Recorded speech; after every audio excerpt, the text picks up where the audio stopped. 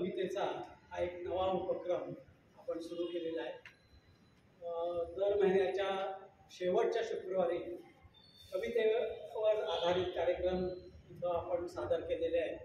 आत्तापर्यंत असे 3 कार्यक्रम झालेले आहेत. त्याचा आस्वाद सगळ्यांनी घेतलेलाच आहे. आजचा हा 4था कार्यक्रम आहे. शोभा लोकपूर मॅडम आणि त्यांच्या सगळ्या सहकारी यांनी शंकर रामाणी हे कवी आजच्या कार्यक्रमासाठी निवडलेले आहेत.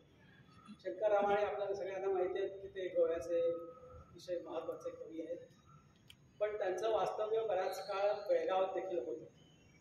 त्यामुळं ते देखील आपल्याला परिचित असे आहेत. त्यांची जी कविता आहे ती गूढ आणखीन कधी अनाकलनीय अशी वाटणारी आहे. तर त्या कवितेचा रसास्वाद आपल्याला घेता यावा म्हणून या सर्वांचा हा प्रयत्न आहे. तर आपण त्यांचं स्वागत करूया आणि कार्यक्रमाला सुरुवात करूया. धन्यवाद.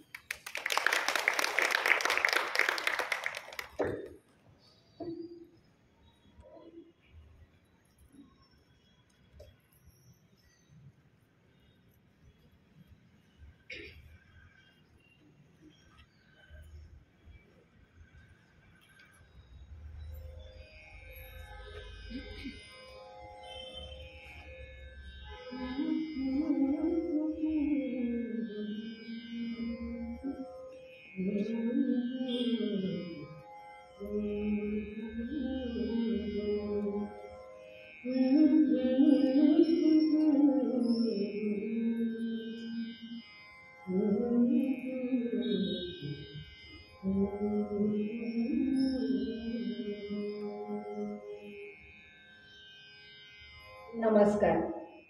सर्व काव्यरसिकांचं मनपूर्वक स्वागत. कवितेचा लोकमान्य ग्रंथालय आणि बुक लव्हर्स क्लब यांच्या उपक्रमामध्ये आम्हाला सहभागी करून घेतल्यामुळेच कविवर्य शंकर रामाणी यांच्या कवितांचा अभ्यास करण्याचा प्रयत्न करण्याची संधी आम्हाला लाभली. त्याबद्दल मी प्रारंभीच लोकमान्य ग्रंथालय, बुक लव्हर्स क्लब तसेच वरेरकर नाट्यसंघ यांचे मनपूर्वक आभार मानते. लोकमान्य ग्रंथालयाची रंजना, प्रशांत, गुरु, माझ्या मैत्रिणी स्वाती, राजश्री, संजना, श्रुती तसेच श्रीयुत नितीन बोरकर यांचे मी विशेष आभार मानते. या कार्यक्रमाच्या निमित्ताने नितीन बोरकर यांचा परिचय झाला हे या कार्यक्रमाचं एक चांगलं फलित आहे असं मला वाटतं. नितीन बोरकर यांनी शंकर रामाणींच्या सर्व कविता संग्रहांच्या PDF बनवून एक वेबसाईट तयार केलेली आहे. बोरकरांच्या पत्नी म्हणजे शंकर रामाणी यांच्या भावाची नाव सौ बिंदा नितीन बोरकर यांनी रामाणींच्या जन्मशताब्दी वर्षाला झाड निराकार नावाची एक डॉक्युमेंटरी बनवली, जिला श्रीरामपूर आणि चंदीगड येथे लघु चित्रपट महोत्सवामध्ये विशेष पुरस्कार प्राप्त झालेले आहेत. आपणही सर्वांनी ती डॉक्युमेंटरी अवश्य पाहावी अशी मी आपल्याला विनंती करते. कविता हे एक व्रत आहे असं मानणाऱ्या शंकर रामाणी यांचा जन्म 26 जून 1923 रोजी वेरे, बारदेश, गोवा येथे झाला. त्यांचं प्राथमिक शिक्षण पोर्तुगीज भाषेतून झालं. त्यानंतर त्यांनी इंग्रजी भाषेतून शिक्षण घेतलं. त्यांची मातृभाषा कोकणी. थोडक्यातच शालेय जीवनातच त्यांच्यावर इंग्रजी, पोर्तुगीज, मराठी, कोकणी अशा सर्व भाषांचे संस्कार होत गेले. सूर्यफुले, आभाळ वाटा, पालाण, दर्पणीचे दीप, गर्भागार, उर्मिला ही सांगीतिका हे त्यांचे मराठी काव्यसंग्रह. तर निळे निळे ब्रह्म, ब्रह्मकमळ, जोगलांचे झाड आणि निरंजन हे कोकणी काव्यसंग्रह. दर्पणीचे दीपला बालकवी पुरस्कार, गर्भागारला गोमंत शारदा पुरस्कार, निळे निळे ब्रह्मला साहित्य अकादमी दिल्लीचा पुरस्कार, तर आभाळ वाटा आणि पालाण या दोन्ही संग्रहांना गोवा कला अकादमी पुरस्काराने सन्मानित करण्यात आलं. याशिवाय त्यांना केशवसूत, इंदिरा संत, यशवंतराव चव्हाण, कृष्णदास श्याम, बाकीबा बोरकर यांच्या पुरस्कारांचंही भाग्य लाभलं. गोमंतक मराठी साहित्य सुवर्ण पदक त्यांना प्राप्त झालं होतं. एकूणच त्यांच्या काव्यसंग्रहांना चढत्या क्रमाने पुरस्कार प्राप्त होत गेले. शंकर रामाणी यांची कविता अभ्यासणे, ती समजून घेणे आणि त्यावर काहीतरी भाष्य करणे हे नक्कीच माझ्या कुवतीच्या बाहेरचे आहे याची मला पूर्ण जाणीव आहे. निव्वळ त्यांच्या कवितांच्यावरील प्रेमामुळेच मी हे आज धाडस करत आहे, जे नक्कीच यथाशक्ती आणि यथामती आहे हे मी प्रारंभीच नम्रपणे कबूल करते. इथे दुःख प्यावे स्वतःचे, इथे दुःख प्यावे स्वतःचे, पुसावी स्वतःचीच खुळी लोचने. आमेच्या प्रवाहात सवे वाहताना तनी पोळूनी पक्व व्हावे जेणे. अमावस्येच्या अंधारात जीव पोळून निघाला ना, तरीही स्वतःचे अश्रू स्वतः पुसण्याचे सामर्थ्य असणारे शंकर रामाणी. जीवनाचा अनुभव कितीही दाहक असला तरीही जीवनावर तितकेच उत्कट प्रेम करणारे, सामंजस्य आणि विवेक यांचा संगम असणारे ज्येष्ठ श्रेष्ठ नामवंत कवी शंकर रामाणी. त्यांच्या काव्य प्रतिमेला अभिवादन करून सादर करीत आहोत रंध्रात पेरिली मी, कविवर्य शंकर रामाणी यांचा काव्यस्त्रोत.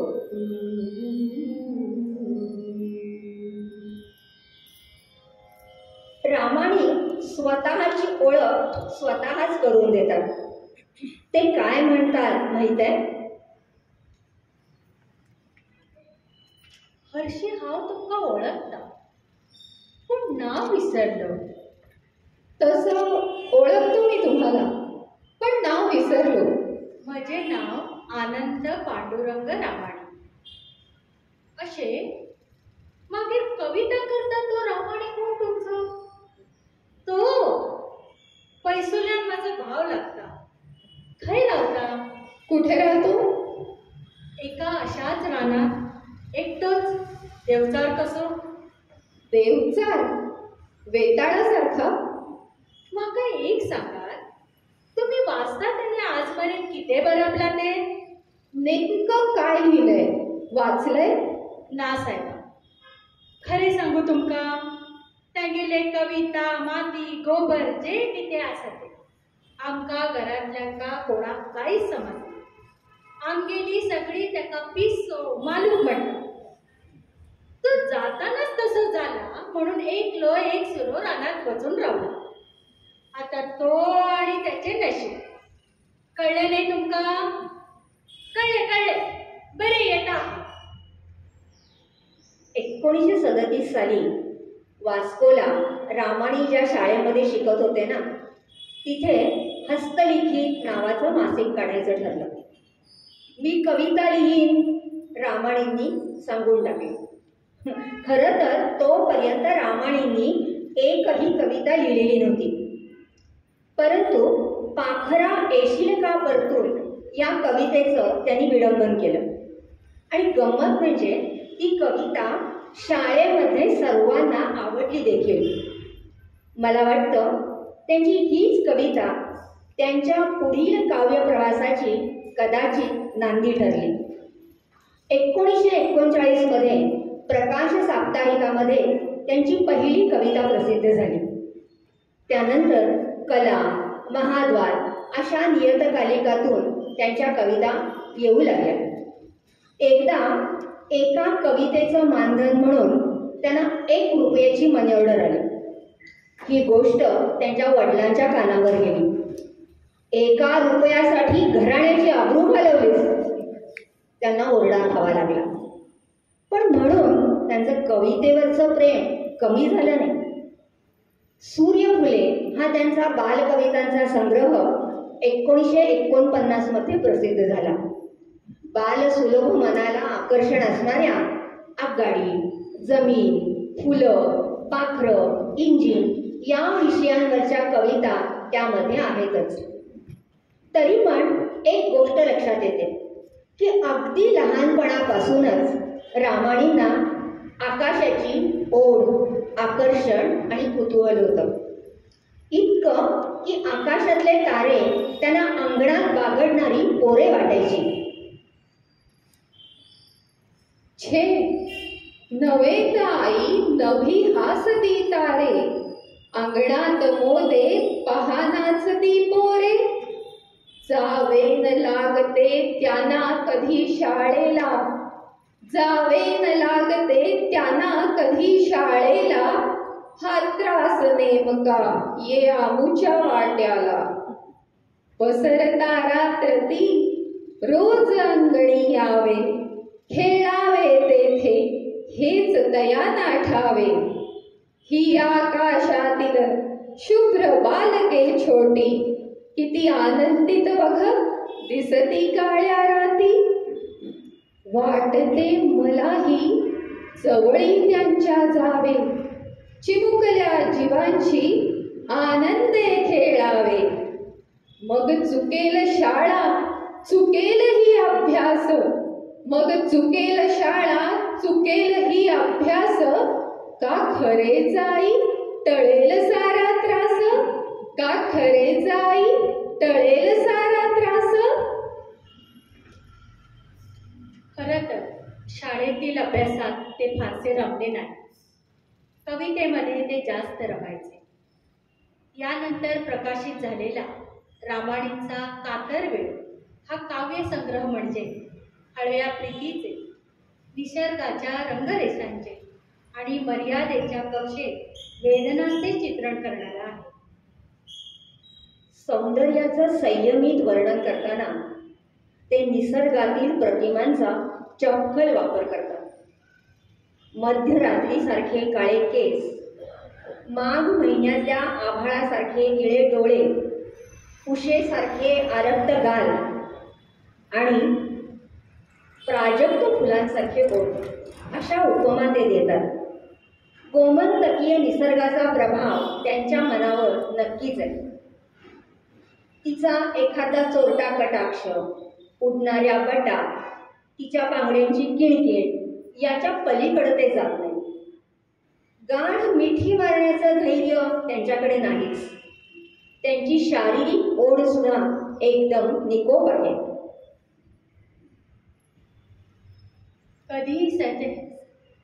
कधी सहे तुक निर्हेतुक कधी, मी तव दारावरुनी जावे. कधी सहे तुक निर्हेतुक कधी, वाटेवर तू मला पाहावे. या मोहाच्या धुंदीत गुंगून रंगून मी भानावर यावे. ओठावरले हसू आवरित लबाड तू अनाथ पळावे. मी कुणी एक पाहिली, मी कुणी एक पाहिली, उशे परी आरक्त नेहमी अनकिंचित फुगऱ्या गालांची. जी तृषार्त माझ्या मनास मदिरा, खोल स्थळी दिलं प्राशुन देवी. मी कुणी एक पाहिली, मी कुणी एक पाहिली, प्राजक्ताच्या जणू पाकळ्या कोमल थरथर त्या अधरांची. प्राजक्ताच्या जणू पाकळ्या कोमल थरथर त्या अधरांची. जी स्मित सुमने उधळीत माझे चित्त चोरटे चुंबून गेली. हास्य तुझ्या अधुरे फुलापरी उमलावे, रंग उशेचे नयन मनोहर गालावर उधळावे. भर दिवसा चांदणे तुझ्या तनी मनात धुंद फुलावे. नव यौवन तव नसा नसातून पाण्यापरी निथळावे. सांज सकाळी नेहमीच तव मी मधु दर्शन घ्यावे. उदासतेचे घन हृदयातील आपोआप विरावे. हास्य तुझ्या ओठावर अधुरे फुलापरी उमलावे. परस्परांना नकळता फुले नाते गोड जडावे.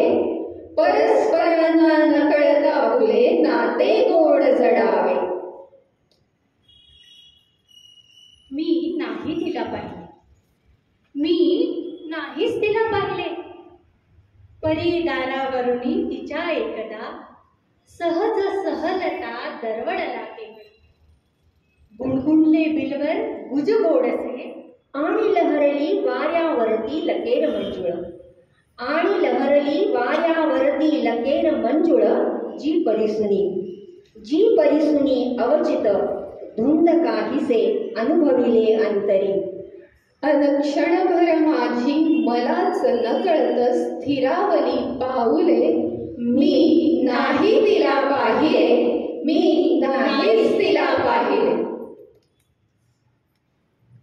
कातरवेळप्रमाणेच त्यांच्या जोगलांचे झाड या कोकणी काव्यसंग्रहात पण पहिले कोवळे प्रेम, निसर्ग प्रतिमा म्हणजे कोकणी रान फुले आणि रान मेवा लेऊन समृद्ध झाले आहे.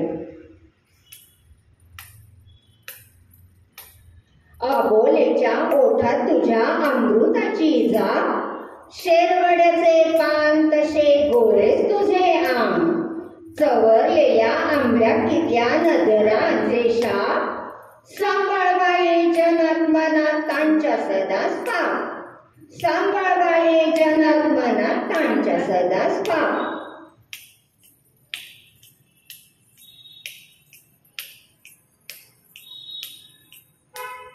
आई दडप भिजून गेले पाचवे तुझे रान गो, पाचवे तुझे रान. डाव्या डोळ्यात देखले आई सुटले माझे भान गो, सुटले माझे भान. कोणत्याही कवीला किंवा लेखकाला आपल्या साहित्य कृतीला रसिक मान्यता मिळावी ही उर्मी असतेच. शंकर रामाणी यांचे उत्कृष्ट साहित्याचे दोन निकष होते. एक तर आपली कविता सत्यकथेमध्ये छापून यावी आणि श्री पु. भागवत यांनी पाठीवरती हात ठेवून शाबासकी द्यावी. त्यासाठी रामाणी आपल्या कविता नियमितपणे सत्यकथेला पाठवत राहिले. प्रिय रामाणी, तुमची कविता टीप कागदासारखे अनेकांचे रंग घेऊन येते. ती नुसत्या उत्कटतेचा भास निर्माण करते. स्वतःचे वैशिष्ट्य तिने अजून जोपासलेले नाही. आपला श्री पु. भागवत. रामाणींना आपली कविता आतून येत नाही याचा त्रास होईल. पण 21 ऑक्टोबर 1960 गोव्याला पोलीस ग्राउंडवरती फुटबॉल मॅच बघण्यात दंग असणाऱ्या रामाणींना मनात एकावर एक कवितेच्या ओळी सुचू लागल्या. त्यांचं मन आतून उचंबळून आलं. मॅच बघायचं सोडून रामाणी ग्राउंडच्या बाहेर आले. समोरच असलेल्या एका इराणी हॉटेलमध्ये गेले. त्याच्याकडून त्यांनी एक रिकामा सिगरेटचा खोका आणि एक पेन्सिल मागून घेतली आणि त्याच्यावरच भराभरा कविता उतरू लागली.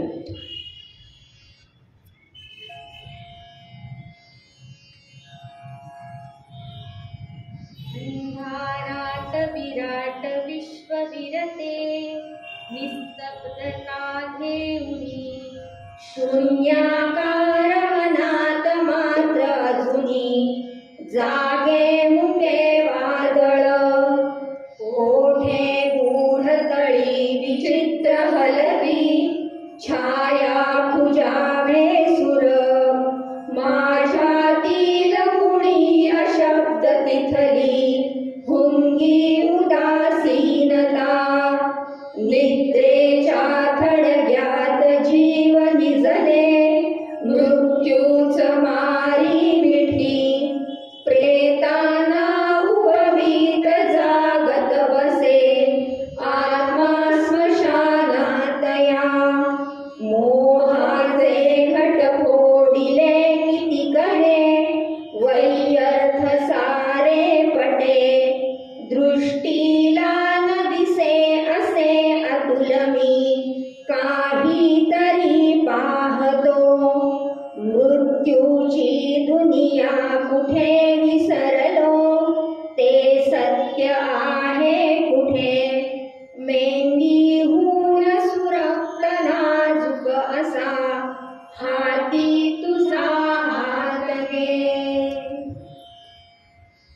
इथे त्यांच्या कवितेला सूर गवसला आणि ही कविता सत्यकथेमध्ये छापून आली सुद्धा. पुढे हीच कविता गोव्यामध्ये BAच्या अभ्यासक्रमामध्ये समाविष्ट करण्यात आली. शार्दूल विक्रीडित या वृत्तामध्ये सशक्त शब्दबद्ध केलेली ही रचना आपण आत्ता ऐकली. आपल्याला येणाऱ्या गूढ अनुभवांचे साक्षात्कारी शैलीत वर्णन करणारी संत ज्ञानेश्वरांच्या अमृतानुभवाच्या आकृतीबंधातली ही एक रचना बघा.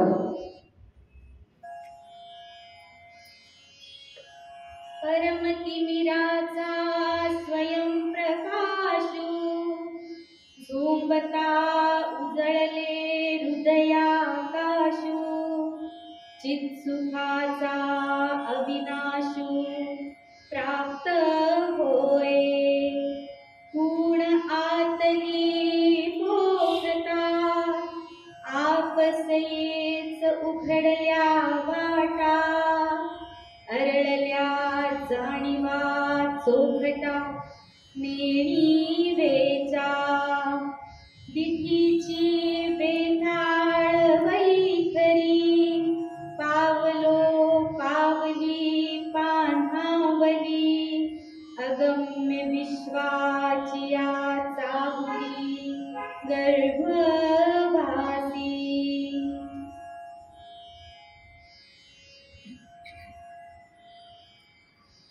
या अशा कविता त्यांच्या प्रगल्भतेची साक्ष देऊन जातात. पण तरीही अनुकरणातून आलेल्या पूर्वीच्या कविता आता स्वतंत्र अभिव्यक्ती देऊन प्रकट होऊ लागल्या. विझलेल्या रात्रीचे अजून मंद मौन दिवे, विझलेल्या रात्रीचे अजून मंद मौन दिवे, झाडाच्या मुग्ध तळी छायांचे जाळ फसवे. काठ काठ गुंगीत मी रात्र रात्र भग्न फिरे, काठ काठ गुंगीत मी रात्र रात्र भग्न फिरे, आसवात मुरलेले लोचनात गीत जुळे. दिवे नुकतेच दूर दूर लागले दिवे, नुकतेच दूर दूर लागले दिवे, लावले कोणी मी तर आताच म्हटली होती काळोखाची गाणी. दिवे दूर दूर नुसतेच दिवे, दूर दूर नुसतेच दिवे, उजवाडाचे उठले थवे, कुठे काय मी तर अजून काळोखाचेच धरले पाय. 15 जुलै 1970 रामाणींची प्रथम पत्नी खूप आजारी होती. तिला ताबडतोब हॉस्पिटलमध्ये हलवणे गरजेचं होतं. त्यासाठी ॲम्ब्युलन्स आणावी म्हणून त्यांचे शेजारी लगबगीने बाहेर पडले. आज त्यांची पत्नी वेदनेने तळमळत होती. अशा अत्यंत निराशेच्या क्षणी रामाणींना कविता सुचली. समोरच पडलेल्या कागदावरती त्यांनी ती शब्दबद्ध केली.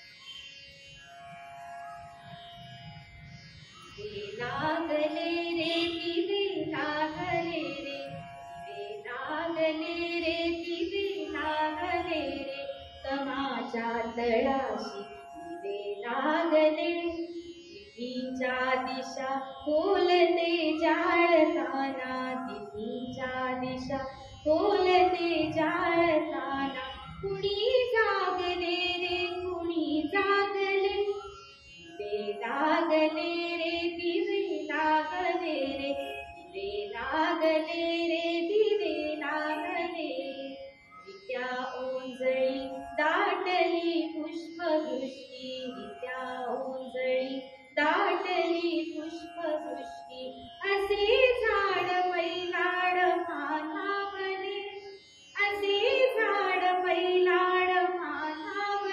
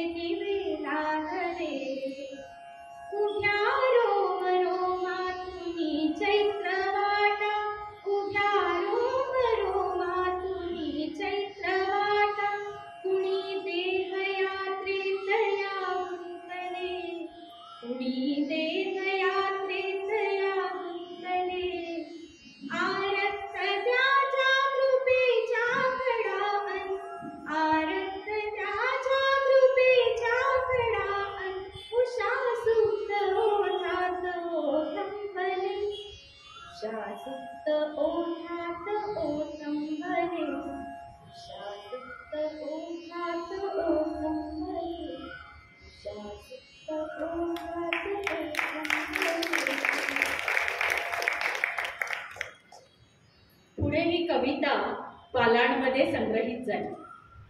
पत्नीच्या निधनाचे दुःख त्यांच्या मनात देहात चिरपत राहिले. तू निघून गेल्यावरही जे विझून उरले गाणे, तू निघून गेल्यावरही जे विझून उरले गाणे, ते हृदय अकारण बसले कवटाळून स्वप्न दिवाणे. धुगधुगत्या अवशेषांची मी राख फासली भाळी, सुख छळत राहिले मागे तू निघून गेल्यावरही.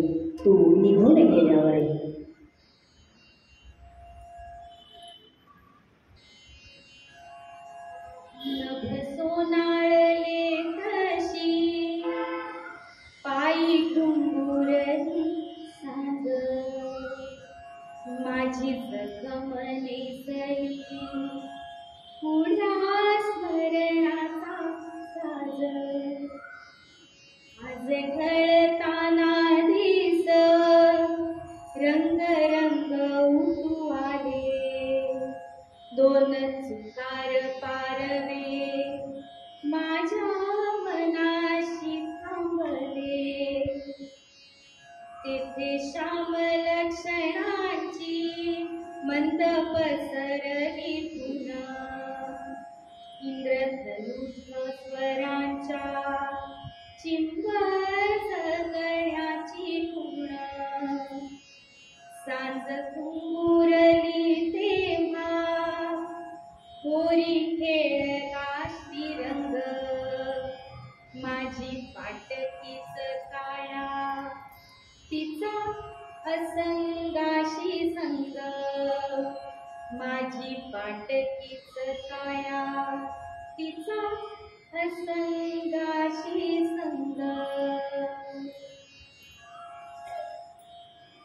1967 मध्ये श्री पु भागवतांनी रामायणीचा आभाळवाटा हा काव्यसंग्रह प्रसिद्ध केला. त्याला नंतर मराठी साहित्य संस्कृती मंडळाचा पुरस्कारही मिळाला. त्यांचे पुढचे पालाण, दर्पणीचे दीप, गर्भागार हे सर्व काव्यसंग्रह सुद्धा मौज प्रकाशनातर्फे भागवतांनीच प्रकाशित केले. एकूणच मोर, चिमणी, चंद्र, चांदण्या, अंधार, उजेड, मधुरा भक्ती, गूढता, मनोभावनांच्या विविध छटा आणि 12 मासांच्या विविध प्रतिमा त्यांच्या कवितांमध्ये उपमांच्या स्वरूपामध्ये जागोजागी भेटत राहतात. त्यांचा जन्मच आषाढ अमावस्येचा. त्यामुळेच की काय त्यांना आषाढ मास आणि पाऊस याचं आकर्षण होतं.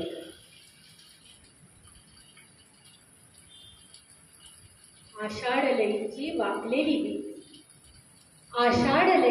वाकलेली वीज क्षितिज उमटे गर्भातले.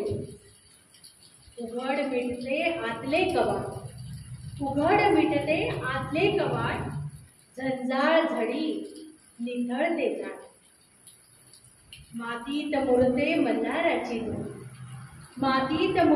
मल्हाराची धून, वादळ वेगेची रोम रोमी.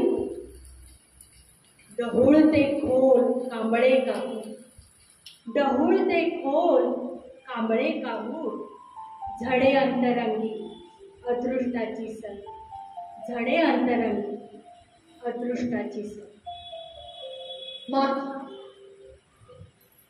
माझ्या काळ राती तिच्या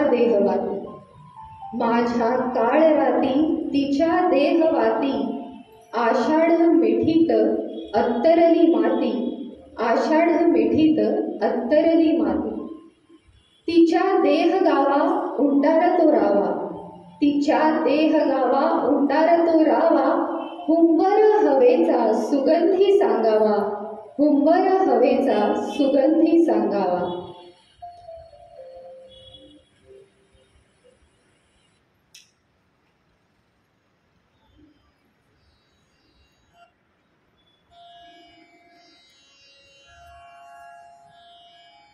धीरात्र डोळ्यातुनी पावसाळी, तुझे अंग केळी मुनी का परे.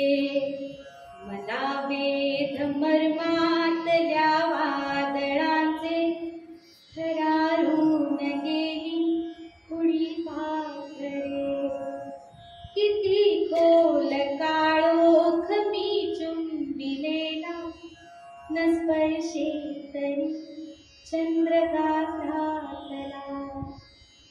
माझी नशा अर्थ प्राशून गेले न शब्दास आता पुरे आसरा घनाकाश प्राणात ओथंबलेले जसा भूर आषाढ की मालवे तुझे मौन मेघातुनी थेंबताना कुठे थांबले चातकांचे थवे कुठे थांबले चातकांचे थवे आषाढाची शिशिर रजनी गांजली गारठ्याने आषाढाची शिशिर रजनी गांजली गारठ्याने स्कंधी माझ्या करकमळसा माळीला कामिनीने कामांगाचे शयन सजता लाट ये चंदनाची कामांगाचे शयन सजता लाट ये चंदनाची स्पर्शाचे अनस्वर निथळुनी नादली रंध्रराने नादली रंध्रराने आषाढात येणाऱ्या मनातील विविध जाणीवा आपल्या हृदयापर्यंत नेमक्या पोचाव्यात म्हणून आषाढ ह्या शब्दाभोवती वेगवेगळ्या शब्दांची रचना करून त्यांनी नवनवीन शब्दांची निर्मिती केली आहे. आषाढ त्यांच्या रंध्रारंध्रात भरून राहिला होता.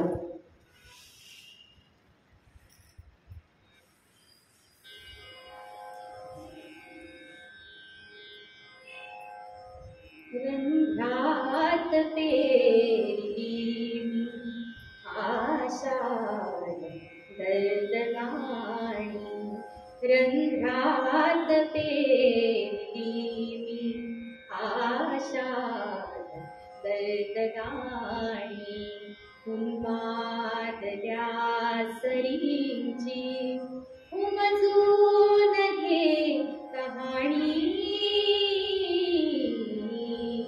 रंध्रात पेरली आषाढ दर्दगाणी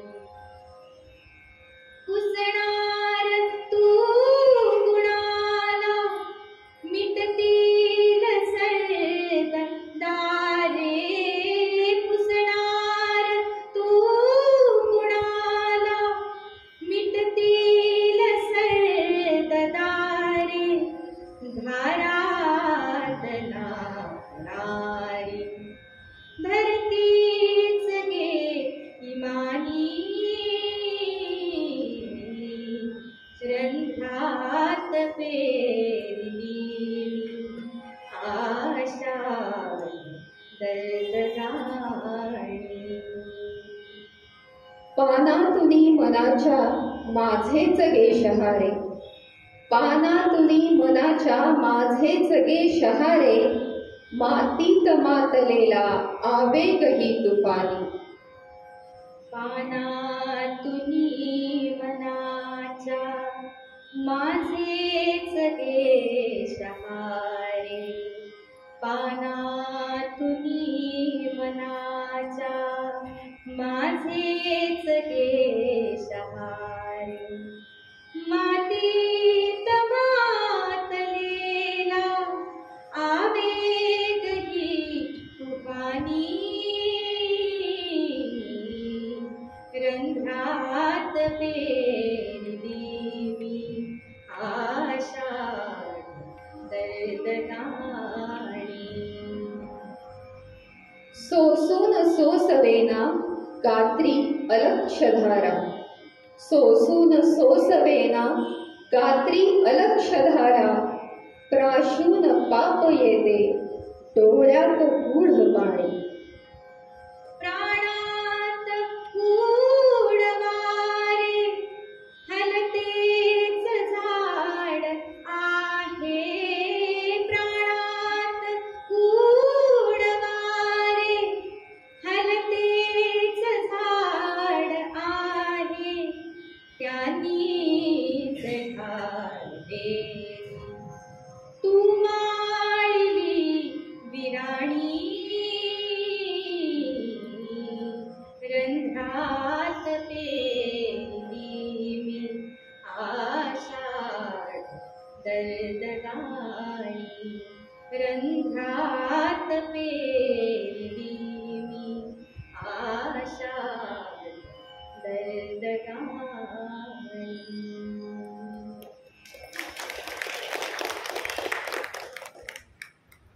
उन्मादाच्या सरी घेऊन आवेगाने कोसळणाऱ्या आषाढधारा आणि माती पण तेवढ्याच आवेगाने त्या सरींना भिडण्याचा प्रयत्न करते. त्यावेळी गात्रातून अलक्ष धारा वाहू लागतात. धारा आसवांच्या, धारा वेदनांच्या, धारा शब्दांच्या. शंकर रामाणींचे शब्द आणि अभिषेकी बुवांचा स्वर याचा साज या कवितेला लाभला. पंडित जितेंद्र अभिषेकी, पद्मजा फेणाणी जोगळेकर, डॉक्टर प्रतीक गायकवाड, अतींद्र सरवडीकर, डॉक्टर श्वेता परब यासारख्या गायकांनी रामाणींच्या अनेक मराठी आणि कोकणी कविता चाल लावून स्वरबद्ध करून गाण्याच्या स्वरूपात अजरामर केलेल्या आहेत. गोमंतकीय निसर्गाचं गारूड त्यांच्या कवितेवर आहेच. वेगवेगळ्या ठिकाणी पडणाऱ्या पावसाची विविध रूपं त्यांच्या कवी मनाला भुरळ घालतात. पाऊस पाऊस उंटगार घाट पायथ्याशी, पाऊस उंटगार घाट पायथ्याशी हिरवा कंच, झाडातून निथळणारा. पाऊस सतारीवर विद्युल्लयी मल्हाराची धून, इथे तिथे उधळल्यासारखा. पाऊस उंटगार घाट पायथ्याशी. पाऊस घाटातला, पाऊस घाटातला. काजळ काळे आकाश लुचून धुकाळ दरीत झांझरसा तंद्रीतच तरंगणारा. आषाढ यात्रेच्या वाटेवर विसावून दूरवर स्वप्नात झांजावणारा. पाऊस घाटातला. पाऊस घाट माथ्यावरचा, पाऊस घाट माथ्यावरचा. निशब्द आहे नाहीच्या पलीकडला अनंत गर्भ, अवकाशाला मिठी घालून रोमारोमात पालवणारा सर्वत्र. पाऊस घाट माथ्यावरचा. निवृत्तीनंतर काही वर्ष रामाणी बेळगावला मुक्कामात. आळवण गल्लीत ते राहत असत. त्यांना आळवण गल्लीचे तुकाराम असं म्हटलं जायचं.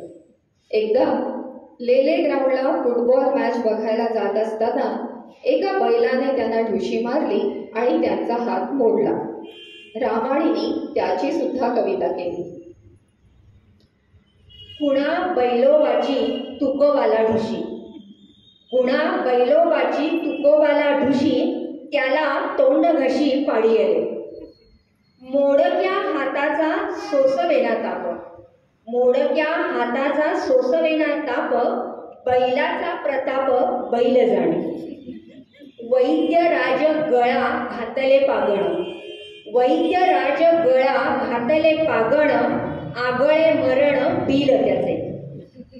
बाईल सांगते करावा आराम, बाईल सांगते करावा आराम, तुमचे हराम दैव आहे. लागो नये पुन्हा लेखनाचे नादी, लागो नये पुन्हा लेखनाचे नादी, आली गोड संधी सोडो नये. पण जीवना वेगळा रापणीत मासा, जीवना वेगळा रापणीत मासा, तुक्या येथे तैसा चढ पडे, तुक्या येथे तैसा चढ पडे.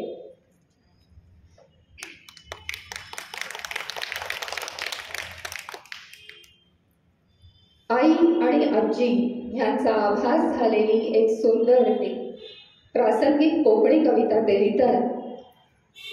शंकर रामाणी ह्यांच्या भावाची छोटी नात शुभ्रा 2 बाहुल्यांना आजूबाजूला घेऊन झोपली होती. रामाणीची बायको तिला विचारते, काय करतेस तू? तशी ती म्हणते, अगं हे काय, माझ्या शेजारी माझी 2 बाळं झोपली आहेत, मला हात दे, मग मी सावकाश उठेन, म्हणजे माझ्या बाळांची झोप मोडणार नाही. रामाणी बाजूला बसून हा प्रसंग पाहतात आणि त्यांच्या संवेदनशील कवी मनात त्यांच्या लहानपणीचा एक प्रसंग डोळ्यासमोर साकार होतो. ते त्यांच्या आजोळी गेले की असेच त्यांच्या आईच्या कुशीत झोपायचे आणि त्यांची आजी येऊन सावकाश आईला हाताच्या आधाराने उठवायची. रामाणींना आत्ता ह्याचं आश्चर्य वाटतं की ही एवढीशी मुलगी, पण तिच्यामध्ये मातृत्वाची भावना जन्मजातच आली असेल का? का प्रत्येक मुलगी ही जन्मतः एक आईच असते? हे स्त्री सुलभ वात्सल्य अतिशय सुंदर शब्दात त्यांनी वर्णन केलं आहे त्यांच्या कोकणी कवितेमध्ये आदिबंध.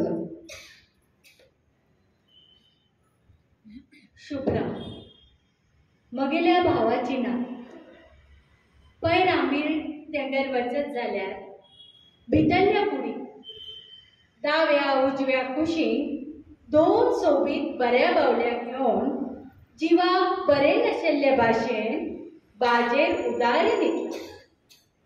मगेल्या घरकान्नीन ताका विचारले तर त्याने सांगले, हांव मम्मी गो, मातसो म्हाजो हात धर. आणि मागीर ती गेल्या आदाराक उठून उबे रावले. येदेशे 5-10 आंगळाचे हे भुरगे ताणे अवचित म्हाका म्हज्या भुरगेपणांतल्या आजोळच्या एका काळखा कुडीत लवून भरून सोडले आणि म्हजी आवय तिच्या कुळारा असताना केन्ना केन्ना कपाळाक मिरी लागता की म्हाका कुशीत घेवन कुडीत न्हिदून रावताली आणि मदींच आजेक उलो मारून तिच्या आदारान उठून बसताली. सारके तशें म्हाका शुभ्रान केल्या वरी दिसले. तसो म्हाका खऱ्यांनीच भास जालो. म्हणल्यार खंयचेय चली भुरगे जन्माक येतानाच मातृत्व मिरयेत येता हे साप खरे. ह्या संसारातली पहिली चली बाय आवय आणि कांय वर्षांनी आपल्या भुरग्याक मांडयेर खांदार घालून हालय धोलय करपी मगेल्या भावाची ना. त्यांच्या मदले आवयपणाचे नाते सासणाचे अतूट एका धाग्यान विणिल्ले. ह्यो धागो अखंड अशा सृजनाचो शाश्वत कळी काळाची मातय आडमेळी नाशिल्ली. तनेरीच्या आडवेळ्या पावसान भिजून चिप्प झाला म्हणसर कसल्या तरी कुसकुटाच्या कारणाक लागून शुभ्रा अकस्मात आळस परतिल्लो हांवें आयकलो. इतलो वेळ सुस्त पाण्यात न्हिदिल्ले तागेल भुरगेपण आतां जागे जालें.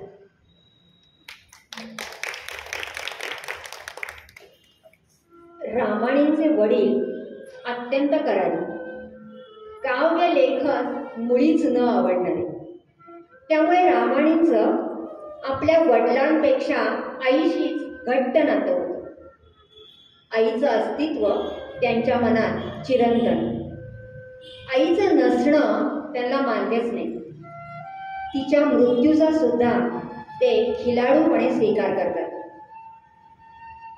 आकाशाकडे मी पाहतच नाही, आकाशाकडे मी पाहतच नाही आई गेल्यापासून. तेच मला नित्य कवेत घेते मनोमन. आई गेली याचा अर्थ एवढाच. आई गेली याचा अर्थ एवढाच ती घडीदारी नाही. आई गेली तेव्हा ओलावलो नाही, पालावलो. निव्वळ आकडेवारीची कारकुनी नोकरी, आई आणि प्रथम पत्नी यांचा वियोग, आरोग्याच्या अनंत तक्रारी, संतान सुखाला वंचित अशा सर्व परिस्थितीत त्यांना फक्त कवितेचा आधार वाटला.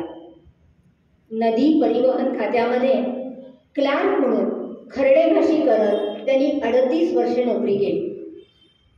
काव्यासाठी अजिबात पोषक नसलेल्या त्या दीड गीतेच्या दुनियेत आपली काव्य प्रतिभा त्यांनी कधीच कोमेजू दिली नाही. जेव्हा जेव्हा कविता सुचेल तेव्हा तेव्हा मिळेल त्या कागदी चिटोऱ्यावर ती ते उतरवून काढील आणि तो कागद जपून ठेवत असत. माझी कविता म्हणजे माझं वैयक्तिक जीवन आहे. मी स्वतःलाच कवितेत शोधत राहतो. खोलवर भिजलेल्या जखमा, दुःख आणि आयुष्याकडे कुतूहलाने पाहणारी माझी भूमिका. खरं सांगू का, कवी हा व्यवहारापुरता जगातल्या घटकांशी संबंधित असतो, नाहीतर तो एकटाच असतो. त्याचा एकटेपणा इतरांनी त्याच्या कवितेतून शोधायचा असतो.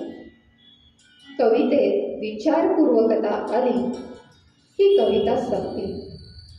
तिच्यातला स्वर कळणं महत्त्वाचं आणि तो ठरवून काढता येत नाही. तो त्याचे उभे आयुष्य महासमुद्राच्या एखाद्या लहानक्या बेटासारखे अलिप्त एकाकी, बेताळ वादळ वाऱ्याला अचानक सामोरे जाणारे, तरी पण अपशकुनी आवेगाचे घनघोर घाव त्याने प्रत्येक वेळी झेलले मुकाटपणे. आता आपल्या समुद्री डोळ्यांची तुफानी गाज आतल्या आत फोफावू दे. तो बार एकटक वाट पाहत एका अटळ अनावर वादळ मिठीची आयुष्याच्या अखेरच्या उंबरठ्यावर. आपल्या बेळगावचे ज्येष्ठ साहित्यिक अनंत मनोहर म्हणत, अशा कलासक्ताला एकाकीपणाचा शाप असतो. जाणीवांच्या अशा उंचीवर तो असतो जिथे त्याला कोणीही भेटत नाही. त्याची कविता त्याला बळ देते. कविता त्याचा अंतही बघते. रामायणाचं अक्षर फारसं सुवाच्य नव्हतं असं म्हणतात. त्याची सही पण गोल गोल गोल एकमेकात गुंतल्यासारखी. अनंत मनोहर म्हणत, रामाणी यांची सही व अक्षर हा अनाकलनीय चित्रलिपीचा क्लिष्ट नमुना आहे. त्यांनी एकदा त्यांना विचारलं, रामाणी, तुमची सही, तुमचं अक्षर आणि तुमची कविता यात जास्त गुंतागुंतीचं काय? त्यावर ते हसत हसत म्हणाले, मी स्वतः जास्त गुंतागुंतीचं आहे. त्यांच्या गर्भागार या काव्यसंग्रहातील सही या कवितेत ते म्हणतात, चतकोर कागदावरची माझी निरुद्देश सही, चतकोर कागदावरची माझी निरुद्देश सही ऐलथडी थांबलेल्या नावेसारखी. दारावर टकटक, कुणीतरी अनाहूत आत शिरून कानात कुजबुजतं. होडी तयार आहे, चला, नावाडी थांबलाय. होडी अनोळखी दिशेने मार्गस्थ. माझा अज्ञात प्रवास सुरू. सर्वत्र पाहिले तर हरवलेला सूर्यप्रकाश, वर अलख निरंजन आभाळ. वर वर उत्कट प्रेमभावना असणाऱ्या त्यांच्या कविता कधी कधी जीवनाचा शोध घेणाऱ्या व शाश्वताचा ध्यास घेणाऱ्या वाटतात. रक्तालाही न गवसणारे एक अनाम नाते कविता आपल्याशी जोडून असतात असे ते म्हणतात. कविता आकळण्याची वेळ. कविता आकळण्याची वेळ दोह तुडुंब असते. कविता आकळण्याची वेळ दोह तुडुंब असते. तिला असतो केवळ तिचाच गहराईचा सूर. मांजर रिघीसारखा, काळजाच्या माजघरात अवेळीच पाझरणारा, जिथे मध्यानीचा तळ चुंबिते पाऊल सर्वांगी चाहूल प्रकाशाची. कविता संपूर्ण आकळते. कविता संपूर्ण आकळते तेव्हा अंगभर खांद्या फुटत राहतात. गच्च अलोलिक फुले हळूहळू सर्वत्र उजाडलेले लख दिसते. पण पुढे ते असंही म्हणतात, ओठावर अनाहूत आलेली कवितेची एखादी हिरवीगार ओळ असते, अनंताची दिगंबर साद पांघरून नुकत्याच परतलेल्या पाखरासारखी.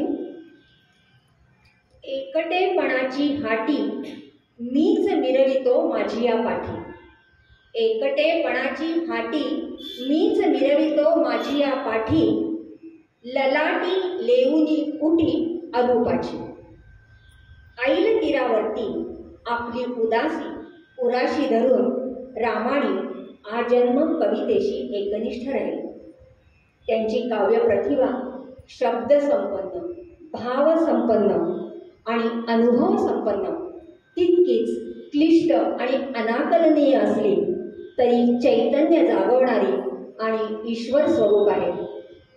तिचा नेमका अभ्यास केल्याशिवाय नेणिवेपर्यंत पोचणे अशक्यच. शब्द हेची ब्रह्म असं मानणारे रामाणी जितके लहानपणी सूर्यफुलात रमायचे तितकेच त्यांचे मन कातरवेळी आकाश वाटेने शब्द ब्रह्माला पालाण घालू पाहते. असा हा कविताव्रती आपल्या आत्मतंद्रीचा आर्तोत्सव रंध्रात पेरून कवितेचेच बोट धरून शब्द ब्रह्माचीच ऋचा गुणगुणत निर्वाणाच्या अनाहत नादाच्या ओढीने एका संपन्न निनावी गावासाठी मार्गस्थ झाला. दिवस होता 28 नोव्हेंबर 2003. त्यांच्या शब्दात, त्यांच्याच कवितेतून त्यांनाच वाहिलेली ही आदरांजली.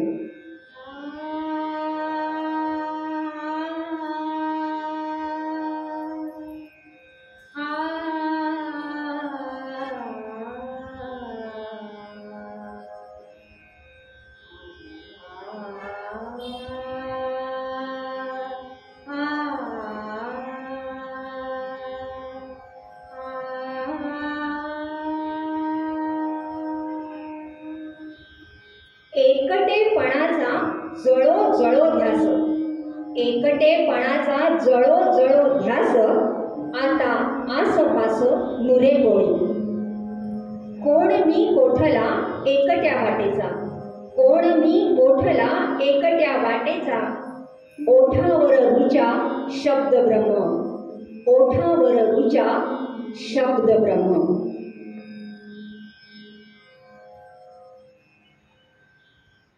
धन्यवाद.